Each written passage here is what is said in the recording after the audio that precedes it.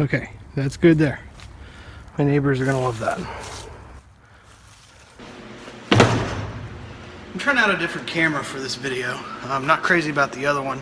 Kind of makes everything washed out, which is kind of rare for a Canon camera, but anyways, trying a different one now. Mail call. So obviously I needed a steering column. The one that was in that is the 3 on the tree style, and plus it's all one piece going down into the steering box. So splicing into that and trying to make it work with the Crown Vic and everything, and then still not having a gear indicator. I did some looking online and found this guy. It only comes in chrome, so I'm going to be stripping chrome off to paint it whatever color I go with the truck, which more on that later. This is what I found. 2 very important parts about it. No key, because I'm using the ignition, the original ignition on the truck, and it's got tilt. It's also got the option to run a custom wheel with this adapter, or just go with the original style, which is what I'm planning to do. It's got 2 different types of gear indicators. This is like the older style we'll be using for the Crown Vic. The regular, I don't know if you can see that. Yeah, there you go. So we'll be using that. Another thing I like about it, it's got 2 different arms. It's got the straight type of arm that goes on the very end of the column there, or this, you know, bent one. So that'll help in adjustability. I'm going to be using the cable style, so like just basically what's coming off of the Crown Vic transmission. It does not include a schematic for this. I think this is some sort of maybe GM connection. I'm not sure. So if I'm going to pull this apart, figure out where it all goes to, and then wire that into the truck the proper way. Another thing I like about it is it's got a lot of adjustability built into it. So you can choose your corresponding hole to make it line up to the gear indicator.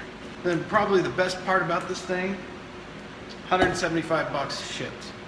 And if I can find the link to it, I'll put it down in the info there. Another thing I liked about it, this is off the Crown Vic.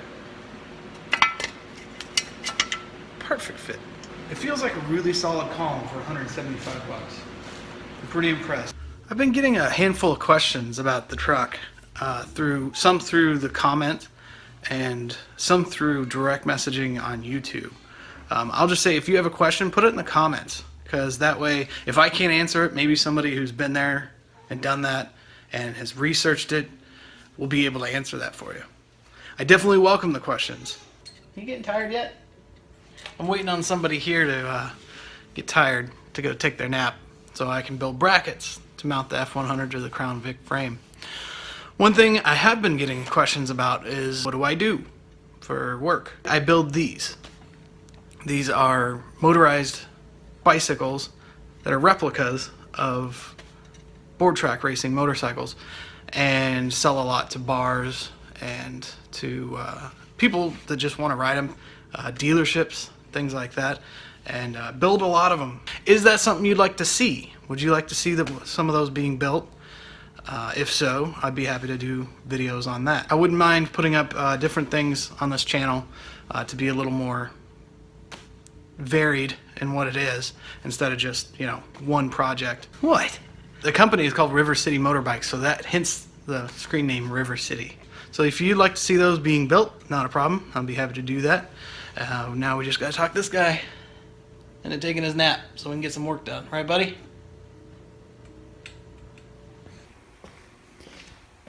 He's asleep. Time to get to work.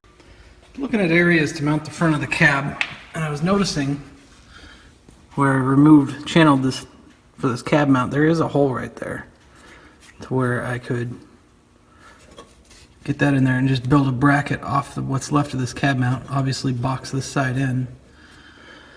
But then thinking, standing back and looking at it, it's pretty far inward. I think I'm going to go out as far as I can. It just makes sense. Maybe build a bracket out here, then come up with a triangulated cab mount, more commonly seen on the non-unibody, you know, mid-60s slicks. I think that's what I'll do, just for stability. And when I'm building brackets and stuff, making templates helps a lot, especially if you're going to build two pretty much identical.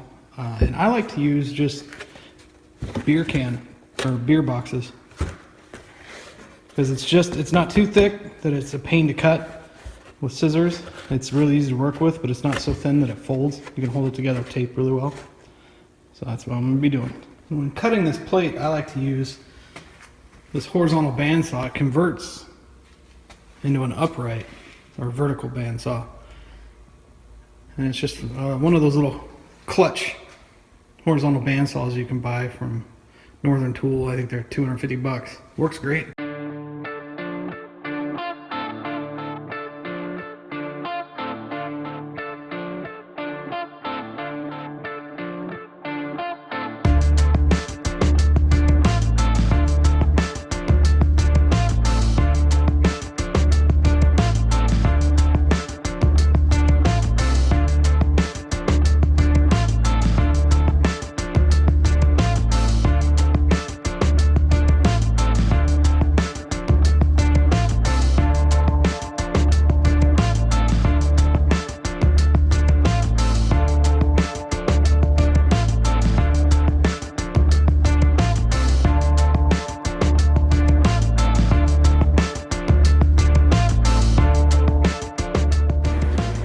Got my brackets done for the Crown Vic frame.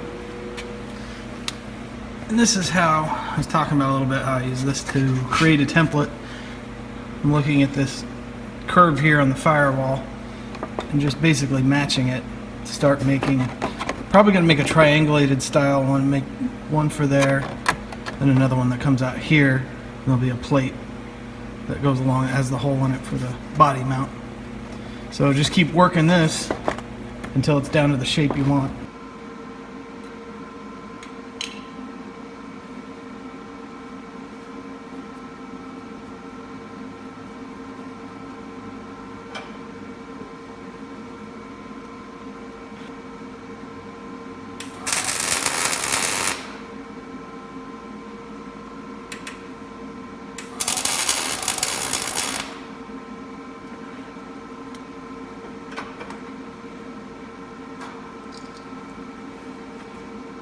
And the mounting kit I'm using is one from Carolina Classics. I'm just modifying it a little bit, but I'll put a link to this mounting kit in the description below. Okay, got the passenger side mounting bracket done. Laying a little support across the back just to kind of box it in. I made this out of 1/4-inch plate. It's probably overkill for this, but I'd rather it be too strong than not strong enough. I'm tacking up the driver's side cab mount. Just getting everything into place, and I know that I'm going to have to drill a hole in this bottom plate, and instead of installing the whole bracket and then having to lay on my back and drill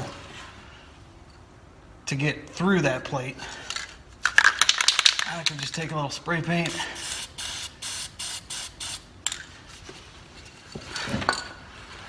and then that tells me exactly where I need to drill my hole. I just center punch the center of that, then I can drill my hole.